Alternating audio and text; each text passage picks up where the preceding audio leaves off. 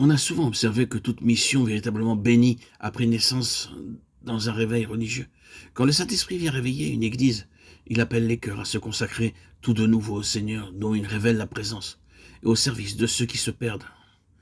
Il invite avec force les rachetés du Seigneur à travailler pour lui. C'est ce qui eut lieu à Antioche. Il y avait là des prophètes et des docteurs qui vaquaient au service du Seigneur et qui jeûnaient. Tout en vaquant au service public dans l'église, ils savaient se séparer du monde et renoncer à eux-mêmes. Leur maître était remonté au ciel. Ils sentaient le besoin de rapports intimes et soutenus avec lui. Ils comprenaient que l'esprit qui demeurait en eux ne pouvait avoir toute liberté d'action que s'ils restaient en communion avec lui, crucifiant la chair autant que possible. Ils vaquaient donc au service du Seigneur et jeûnaient. C'est dans cette disposition-là que les trouva le Saint-Esprit lorsqu'il vint désigner d'entre eux pour une œuvre spéciale et se servir des autres pour séparer Barnabas et Saül en présence de toute l'Église.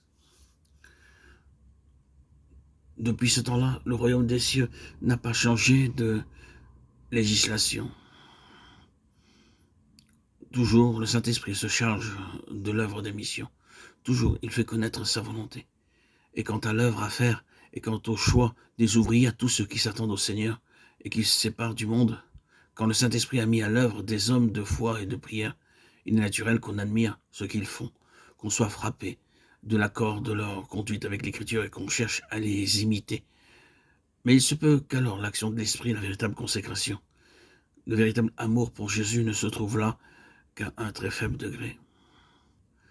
C'est trop généralement l'intérêt de ce genre qu'on porte aux missions, et c'est pour cela qu'il faut recourir à tant de quêtes et de pourparlers, à tant de moyens de bas étage pour plaider la cause des missions auprès de ceux qui devraient les soutenir. On connaît le commandement du Seigneur à l'égard des missions, parce qu'il est dans son livre, mais on n'occupe pas la voix de l'Esprit chargé de révéler sa présence toute puissante. Il ne suffit pas d'engager les chrétiens à prendre plus d'intérêt à cette œuvre, à prier et à donner davantage. Il y a quelque chose de plus essentiel encore. Il faut que ce soit le Saint-Esprit qui fasse revivre ce commandement du roi de gloire dans le cœur de chacun des croyants et qu'il en fasse de nouveau le signe distinctif de toute vie chrétienne. Il faut que l'Église apprenne à compter plus réellement sur l'intervention du Saint-Esprit, soit pour le choix des missionnaires et de leur champ d'action, soit pour réveiller l'intérêt de chacun et réunir les contributions nécessaires. C'est dans les missions qu'on entreprend en priant et en s'attendant à l'Esprit qu'on peut être sûr de son action puissante. Qu'on ne pense pas qu'en parlant ainsi, nous voulions détourner les croyants de travailler à toute la partie pratique et matérielle des missions.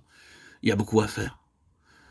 Beaucoup de choses qui réclament un travail diligent. Il faut faire connaître l'œuvre des missions par des imprimés, il faut les mettre en circulation et trouver des lecteurs, il faut réunir des fonds. Il faut avoir des réunions de prière, il faut que les directeurs de l'œuvre se consultent entre eux et prennent des décisions. Tout cela est nécessaire sans doute, mais on ne s'en acquittera bien et d'une manière qui plaise au maître que dans la mesure où l'Esprit sera là. Oh, puissent tous les membres de l'Église en venir à comprendre que l'Esprit a été envoyé du ciel pour être l'Esprit des missions, pour appeler et préparer les disciples de Christ à rendre leur témoignage jusqu'aux extrémités de la terre.